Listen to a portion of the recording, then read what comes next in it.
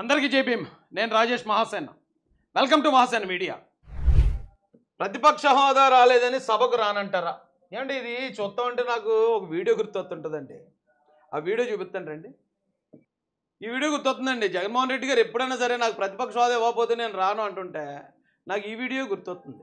తెలుగులో 57 వచ్చినాయి సార్, హిందీలో 70 వచ్చినాయి సార్, ఇంగ్లీష్లో 56 వచ్చినాయి సార్, మ్యాథ్స్లో 58 వచ్చినాయి సార్, సైన్స్లో 43 వచ్చినాయి సార్, సోషల్లో 31 సార్. దాంట్లో 4 మార్కులు తగ్గినాయి సార్. ఒక్క సబ్జెక్ట్ పట్టుకొని 4 మార్కులు పట్టుకొని మీరు ఎలా ఫెయిల్ చేస్తారు సార్? ఇది న్యాయం అయితే జగన్మోహన్ రెడ్డి గారు చెప్పేది కూడా న్యాయమే అండి. ఎందుకంటే నాకు ప్రతిపక్ష హోదా ఇవ్వకపోతే నేను రానంటాడు ఆయన. ఆయనకి అన్ని సీట్లు రాలేదు, ప్రజలు ఇవ్వలేదు. ఎప్పటి నుంచో చెప్తున్నాను నేను. ఇది అన్ని సీట్లు ప్రజలు ఇవ్వనప్పుడు మీకు ప్రత్యేకంగా ఇంకా ఎవరిస్తారో? ఆల్రెడీ ఇంతకుముందు గతంలో ఇదే జగన్మోహన్ రెడ్డి గారు అసెంబ్లీ సాక్షిగా నీ దగ్గర నుంచి ఇంకో 4-5 ఎమ్మెల్యేలు నేను లాగేశానంటే ప్రతిపక్ష హోదా కూడా ఉండదు మీకని చంద్రబాబు నాయుడు గారిని బెదిరించిన వీడియో మనం అందరం చూసాం. మరి అప్పుడు ఆ నెంబర్ లేనప్పుడు ప్రతిపక్ష హోదా ఉండదు అనేది రూల్ అని జగన్ గారే కదా చెప్పారు. అలాంటి వ్యక్తి కేవలం 11 సీట్లు వస్తే నాకు ప్రతిపక్ష హోదా కావాలని ఎలా అడుగుతాడు? ఈ అమ్మాయి ఇప్పుడు 31 మార్కులు వస్తే ఏ సార్ 4 మార్కులు కదా, నన్ను ఎందుకు ఫెయిల్ చేశారని అడుగుతుంది. జగన్ గారు అడిగేది న్యాయం ఉంటే ఈ అమ్మాయి అడిగేది కూడా న్యాయమే. ఈ అమ్మాయి అడిగే దాంట్లో కామెడీ ఉంటే జగన్ గారు అడిగే దాంట్లో కూడా కామెడీ ఉంది. మీకు ప్రతిపక్ష హోదా ప్రజలు ఇవ్వలేదు, అయినా కూడా మీరు కంపల్సరీ వెళ్ళాలి, అసెంబ్లీకి వెళ్ళాలి. మీతో పాటు పాపం గెలిచిన ఎమ్మెల్యేలు ఉన్నారు కదా జగన్ గారు, వాళ్ళ గురించి అన్నా మీరు వెళ్ళాలి కదా అసెంబ్లీకి. జగన్ గారు అసెంబ్లీకి వెళ్ళడానికి ఎందుకు ఆలోచిస్తున్నారో చాలామందికి తెలియదండి.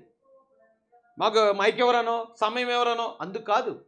జగన్తో పాటు ఉన్న ముఖ్యమైన ఫ్రెండ్స్ అందరూ, ఓ పేరుని నాని, ఒక కొడాలి, ఒక రోజా, ఒక అంబటి రాంబాబు, ఈ బ్యాచ్, ఈ రొట్ట బ్యాచ్ అంతా ఓడిపోయింది. ఈ రొట్ట గ్యాంగ్ ఏమీ లేకుండా అక్కడికి వెళ్తే నన్ను ఏమైనా ర్యాగింగ్ చేస్తారేమో అనే కేవలం భయం. మరి ఆ చంద్రబాబు నాయుడు గారు భయపడలేదు. నిన్న లోకేష్ గారు కూడా మాట్లాడారు శాసనమండలిలో. ఎవడో అన్నాడట, మరి ఎవరన్నారో నాకు తెలియదు కానీ చంద్రబాబు నాయుడు గారు కూడా రాలేదు కదా అసెంబ్లీకి అని.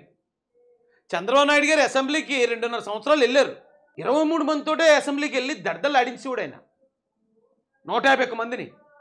ఈయన్ని ఎలాగన్నా సరే ఆపాలి, ఎలాగన్నా ఈయన్ని చంపేయాలనే ఉద్దేశంతో అంబటి రాంబాబుని, ద్వారంపూడి చంద్రశేఖర్ రెడ్డిని ఉపయోగించి ఆయన అనకూడని మాటని ఆయన అవమానపడి అక్కడి నుంచి వెళ్ళిపోలే చేశారు. చంద్రబాబు నాయుడు గారికి ఈయనకి ఏంటంటే పోలిక? ఇక్కడేమో బాబు జగన్ రాబోయే బాబు రా అసెంబ్లీకి అని వీళ్ళందరూ ఇన్వైట్ చేస్తూనే వెళ్ళట్లేదు. వెళ్తే నన్ను ఏమైనా అంటారేమో, నన్ను ఏమైనా కామెడీ చేస్తారేమో, నన్ను ఏమైనా ర్యాగింగ్ చేస్తారేమో అని కేవలం భయం. అతన్ని పులివెందుల పులి, సింగిల్ సింహం, పెద్ద పెద్ద ఎలివేషన్లు ఇచ్చారు, కానీ అంత లేదు అక్కడ. చాలా భయస్తుడు. కానీ ఈ సమయంలో అతనికి మైక్ ఇచ్చినా ఇవ్వకపోయినా ప్రజలు నీకు ఎమ్మెల్యే చేశారు, నువ్వు వెళ్ళి అసెంబ్లీలో కూర్చోవాలి. నీకు టైం ఇవ్వలేదు, గంట ఇవ్వలేదు, అరగంట తీసుకో. అరగంట ఇవ్వలేదు, 10 నిమిషాలు తీసుకో. 10 నిమిషాలు ఇవ్వలేదు, 5 నిమిషాలే తీసుకో. 5 నిమిషాలు నువ్వు చెప్పాలనుకున్న పాయింట్ చెప్పు. ప్రజల తరపు నువ్వు మాట్లాడాల్సింది మాట్లాడు. నువ్వు అధికార పక్షాన్ని నువ్వు అడగాల్సిన ప్రశ్నలు అడుగు. ప్రజలు చూస్తారు కదా. పైగా నీకు సింపతి అంటే చాలా ఇష్టం కదా. నీకు అక్కడికి వెళ్ళిన తర్వాత మైక్ ఇవ్వకపోతే బయటకు వచ్చి నాకు మైక్ ఇవ్వలేదని ప్రెస్ మీట్ పెట్టు. గంట సేపు అన్న మైక్ నీ దగ్గరే ఉంటుంది కదా.